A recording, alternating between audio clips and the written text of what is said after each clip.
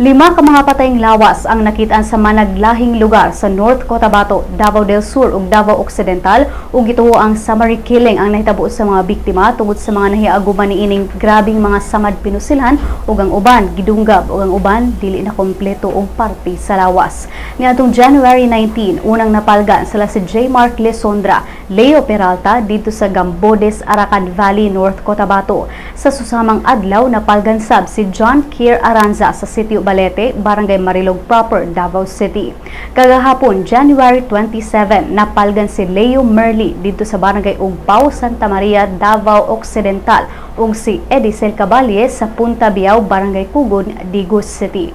Base sa report sa Bombo Radyo Davao, ang napalgang mga biktima kauban sa gipang dagit nga sila si Marites Pareñas Calagsan, Nilo Agunod, Nelnel Hernandez, apan ning pagbalita wala pa sila makiti. Ang tanang mga biktima gidagit sa mga wa pa mailhing mga lalaki ni adto pang Enero 16. Wala say record sa pulis kabahin sa nahitabong pagpangdagit. Sigon ni Davao City Police Office spokesperson Milgrace Kahis Driz nga ila pang giimbestigahan ang maong hitabo.